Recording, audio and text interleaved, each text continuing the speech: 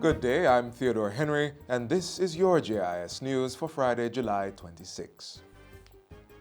Prime Minister Andrew Holness says the next phase of the Housing Opportunity Production and Employment HOPE program is to be rolled out shortly. This will entail institutionalizing the employment and training aspects of the program. I'm very satisfied and I'm very happy to see the program come to this point where we can now say we have tested it, it has worked, and we are now going to bring the program to the institutional phase where it will be a constant feature of the development of Jamaica. The Prime Minister was speaking during the final stop of a tour of HOPE projects across the Covert area on Wednesday. He explained that in this next phase, HOPE would probably move from the office of the Prime Minister and be placed under an agency that can carry it more effectively. The Prime Minister added that the opportunities component was being developed and would be launched soon along with the production aspect. We have already decided that for the production component, we're going to be focusing on getting young people into agriculture using technology. The housing component, which was launched recently, will be provided at a later date.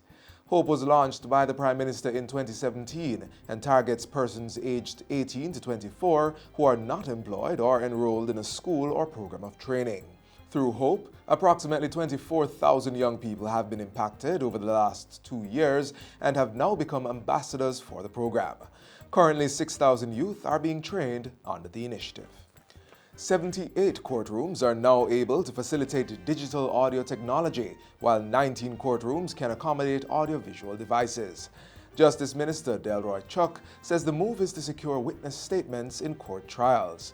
His message was delivered recently by Executive Director of the Legal Aid Council, Hugh Faulkner, at the opening of the two-day Witness Care Conference. We at the Ministry of Justice stand ready to step up to the plate and play our part in ensuring that systems are in place to advance the role of witnesses in the justice process. With this technology, witness intimidation in the courtroom will be significantly reduced. The provision of digital audio recordings in court proceedings falls under the Ministry's Justice Undertakings for Social Transformation, JUST project.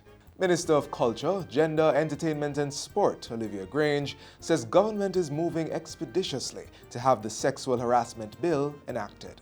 A joint select committee of Parliament has been named to review the legislation. We will convene the joint select committee meetings and move expeditiously to sign off on the bill to ensure that we have this legislation in place which will address sexual harassment in the workplace, where accommodations are involved, landlord and tenant, and also in institutions. Minister Grange says government is also looking at addressing the issue of sexual harassment in the tourism industry.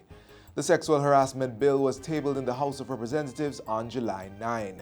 It outlines the types of conduct that constitute sexual harassment and prohibits certain actions. Government's Public Investment Management Secretariat, PIMSEC, has given conditional approval for the renovation of the National Stadium and the Trelawney Multipurpose Stadium. Sport Minister Olivia Grange says PIMSEC has also provided the funding to engage a consultant for the projects. The consultant is tasked to craft a business plan for the development and operation of both facilities. I've informed this Honourable House that it was our intention to upgrade our aging National Stadium to make it more customer-friendly and more compliant with international sports governing bodies. I also made mention of our intention to develop the Trelawney Stadium to the point where it could be placed at the centre of our sport tourism thrust. Minister Grange was delivering her sectoral presentation in Parliament on Tuesday. She said the stadium projects were valued at approximately $40 million. Meanwhile, $163,785,000 have been spent to complete other sport infrastructure projects across the island. And finally, Jamaica 57 celebratory activities commence tomorrow with the grand finals of the Festival Song Competition. The Jamaica Festival Song Contest is slated for Randy Williams Entertainment Center in St. Andrew at 8 p.m. This year's competition has 11 finalists instead of the usual 10.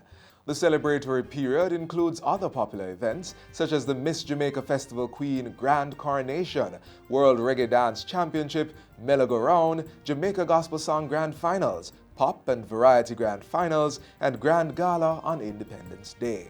This year, the gala will serve as the start of our observation of the decade for people of African descent.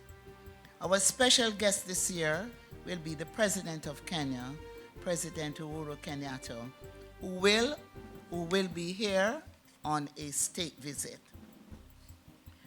This year, we will also, at the gala, honor two of our celebrated entertainers. In the past, we have honored Jimmy Cliff, Damian Marley, and others. And this year, we will be honoring Rita Marley and Sizzla.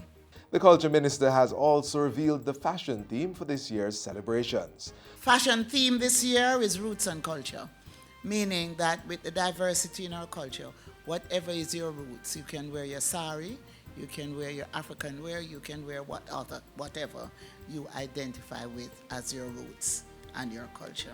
All the Jamaica 57 activities will be celebrated under the theme, One Nation, One People.